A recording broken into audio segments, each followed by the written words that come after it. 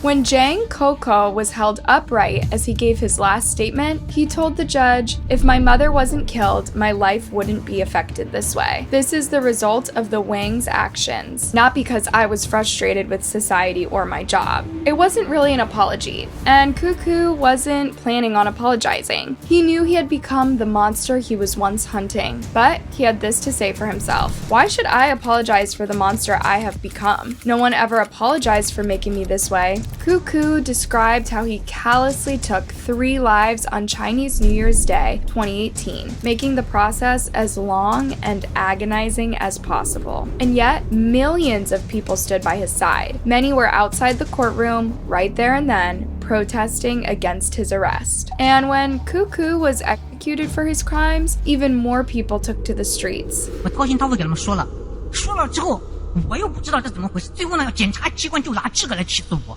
说我给我妈报仇是幌子，我是对这个社会不满，对生活不满，我把人家杀了。对这个社会对生活不满的人多了，那每个人都去把人杀了吗？ Why was Koukou hailed as a hero? Who were the people he unalived? And could the state have prevented this tragedy? This is the full story of Zhang Koukou, the son who avenged his mother and was executed for it.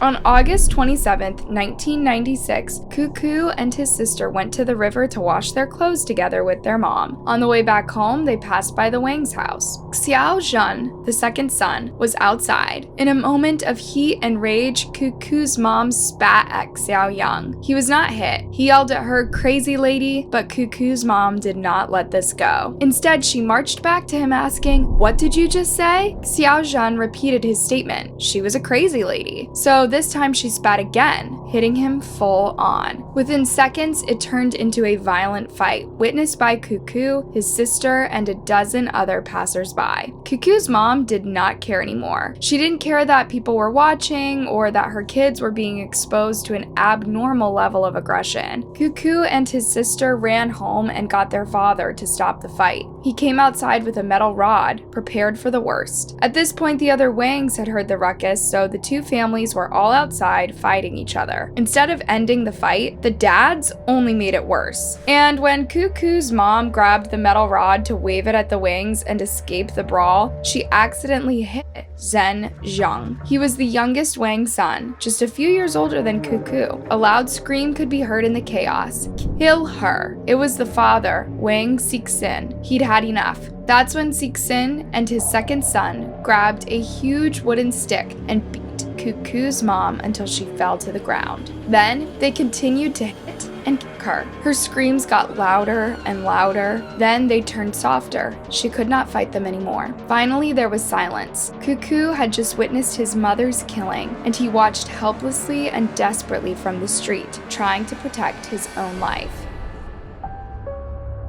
Zhang Koukou was 13 years old when 3 men barged into their home he shared with his mother. But that day would be the day he felt he died too. From then onwards, it was all he could think about. That day, he held his mother in his arms and cried. The following day, a doctor arrived to perform an autopsy. It was a public autopsy, and dozens of shocked locals gathered around to watch with morbid curiosity. 13-year-old Koukou would watch his mother's lifeless body reduced to pieces in front of gasping, staring people, as if the day was not traumatic enough. You might ask, wait, what even is a public autopsy? Well, this wasn't taking place in a big bustling city filled with coroner's offices and huge hospitals. This was in Wangping village in China, and everyone knew everyone. They only had a handful of medical practitioners, and the news traveled fast in this tight-knit community. Plus, there was one other thing. Koukou's mom had been unalived by her neighbors. For Koukou, it was the worst thing imaginable. For the rest of the village, it was a sort of really graphic soap opera. Koukou had grown up in that house with his older sister and parents. The Zhangs lived next door to the Wangs. Cixin, his wife, and their sons, Zhan Zhan and Xiao Zhan. and a third unnamed boy. Both the Zhangs and the Wangs worked as farmers. For a long time, this worked perfectly. When one family would have crop issues, the other family would step in and help. And when one family would be overwhelmed by work, the other would send someone to lend a helping hand. But this peaceful dynamic slowly took a turn for the worse in the 90s. US companies began partnering with local Chinese farmers to produce more grain, ensuring work for the farmers and giant quantities for export. Although it was a big change for the villagers, many took it with open arms. For starters, the government was paying them a monthly salary to do this work, and the salary was above what they would earn before. Plus, now they had the manpower and equipment to produce more faster. However, there were only a limited number of contracts available for local farmers in each region, so neighbors who used to get on well were now fighting for that opportunity. This is exactly what happened to the Zhangs and the Wangs. As they heard the US was about to propose a contract to a farmer in their village, they began to fight over who was more worthy of it. Each family considered that they'd helped others more than the other way around. Each family thought themselves better deserving. And with the prospect of a wealthier life for an entire family, neither was willing to let it go. Their conflict escalated to the point of calling each other names. But one day, the Zhangs came up with an idea. You see, contracts would only last for 2 years. So they said, what if the Wangs would bid for the first 2-year contract, then let the Zhangs take over the next?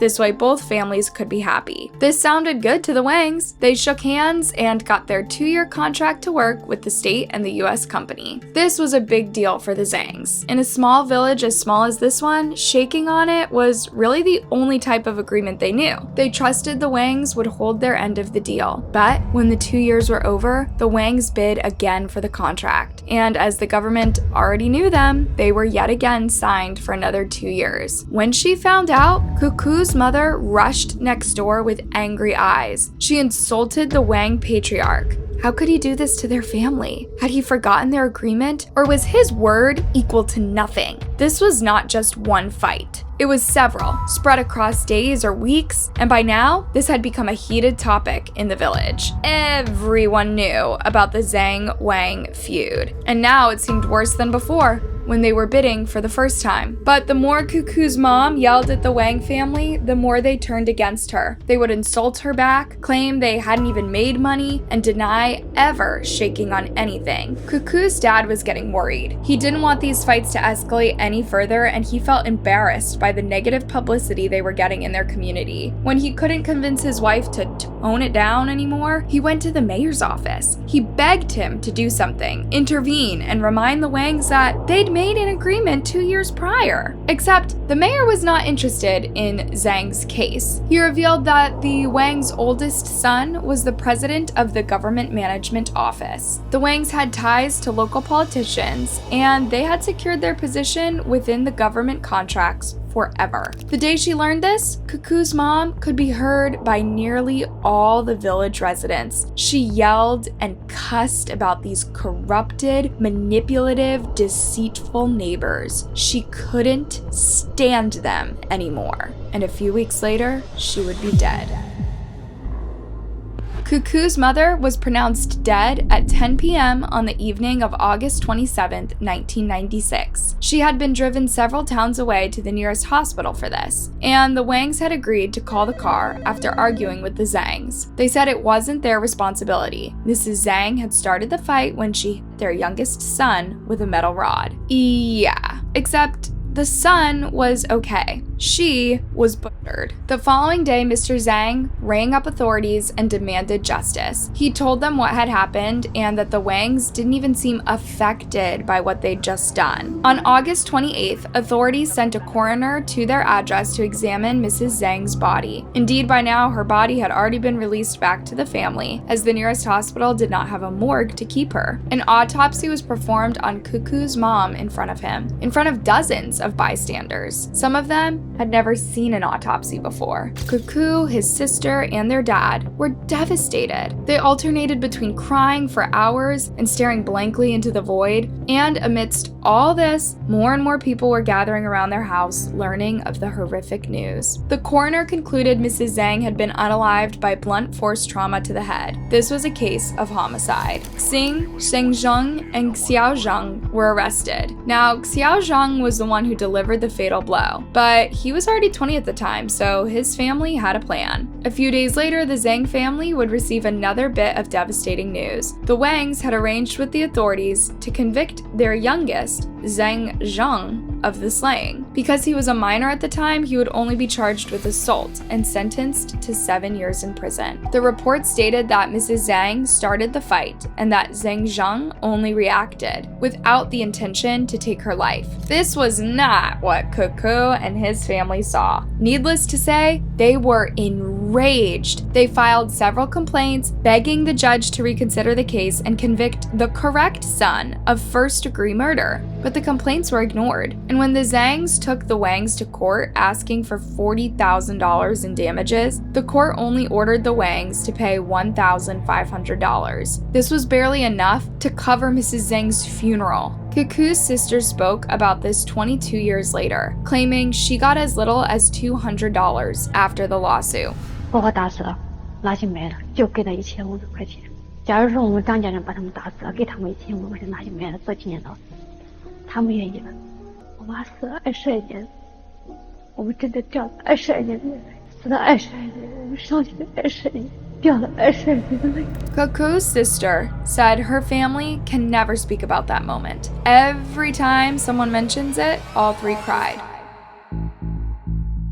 When Koukou joined the army at 18, he was asked why he wanted to be a soldier. He said, "I want to train myself so that I can avenge my mother." His commander was a bit confused. When he asked Koukou for specifics, he told him everything. So the commander sat him down and urged him not to give in to these vengeful thoughts. They never led to good things, and he would only get himself in trouble. If justice was not on his mother's side, why would it protect him if he took the Wangs' lives? Koukou was in the army for 2 years. After that, he went back to his village and worked on his dad's farm. But here's the thing. Ever since watching his mother die, Koukou was never the same. He lost his ambition, and he never looked forward to anything. He never finished school, he never held down a job, he hardly ever dated, and did not strive to leave his village like other people his age. Meanwhile, the Wang sons moved to big cities and got high-paying jobs. Even the youngest son, fresh out of prison, got a job and started a new life with big ambitions. The more updates he got about the Wangs, the more infuriated he got. At one point, Koukou flew to Argentina, hoping to start a new life there and forget about his past. His dad stayed behind in that very same house and worked hard at building a second floor to it. 反正这一代人都知道我白天黑了。为什么从你看来为什么要把上面都装修这么好的呢？这种的缺幸福。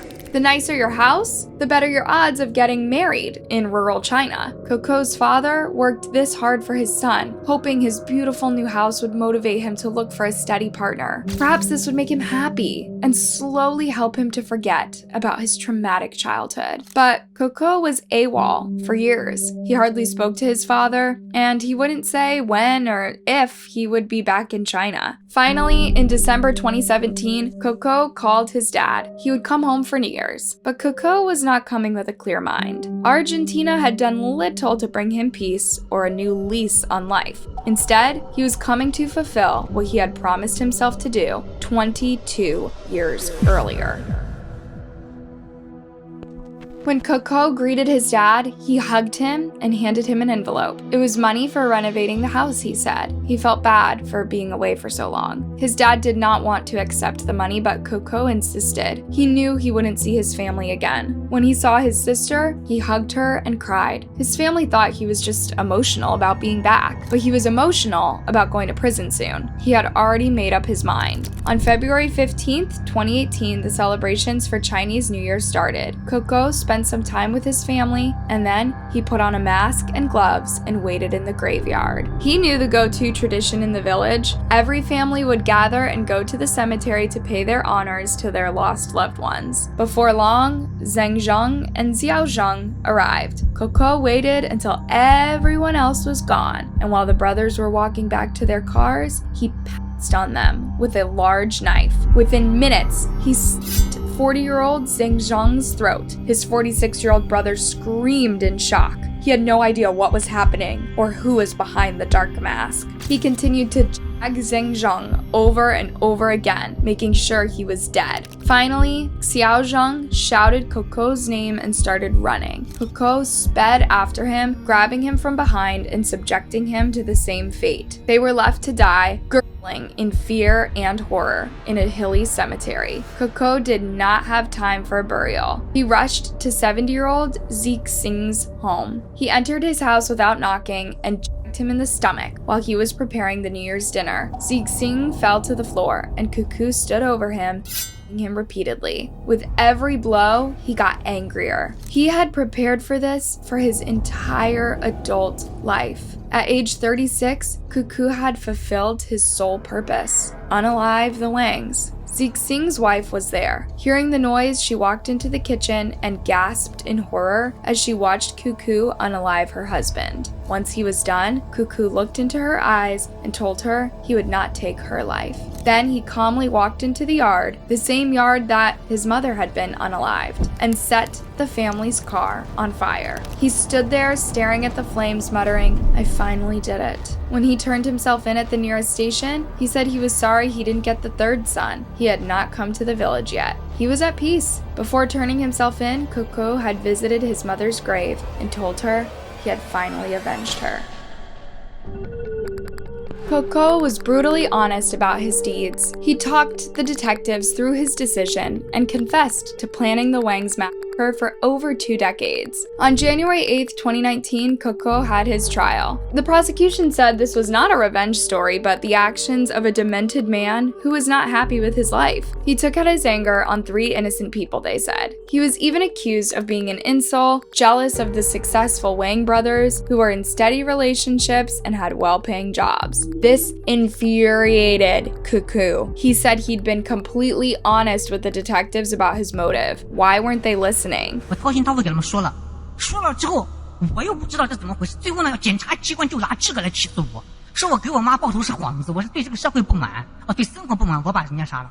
对这个社会对生活不满的人多了，那每个人都去把人杀了吗？ He also said that the Wangs never contacted him to apologize, nor did they apologize to his dad or sister. Koukou's sister was also in the courtroom. She said that their mother never spat on Xiaoyang that day. That was a story told by the Wangs after the eldest son, the one with the political ties, manipulated the authorities' reports. She claimed that Xiaoyang started the fight by calling Mrs. Yang names, and that her mother would still be alive were it not for this vile family. Dozens of people were outside the courthouse supporting Koukou. By now, they had heard the family's harrowing story, and they felt for this person who never got justice for his mother and carried an unspeakable trauma with him all his life. But the judge was not fazed by this. A life for a life, he said. He sentenced Koukou to death for 3 counts of premeditated murder. Koukou's attorney argued that Koukou suffered from a slew of severe mental illnesses, most of them stemming from the traumatic moment 22 years prior, so he demanded a retrial. His dad even tried to borrow a large sum of money for a proper mental health evaluation and treatment. 他问你为什么接受我？你真笨。 Koukou had given up. He did not want to fight, and a life sentence was no better than the death penalty in his eyes. In July 2019, Koukou was executed. His death stirred huge reactions on the internet, and this time not just in China. The whole world seemed to side with Koukou for a second. People felt so sorry for what he went through, and for the fact that justice did not offer him closure. He felt he had to take matters into his own hands, and with his mental issues unaddressed, a boiling point was imminent. Others sided with the judge. There's no excuse for murder. Whatever the case, Zhang Koukou remains a tragic story where everything went wrong. Thanks for watching, you guys. What are your thoughts on this case? Do you know other revenge stories? Let me know in the comments, and before you go, make sure you like, subscribe, and hit that bell button. On to next time.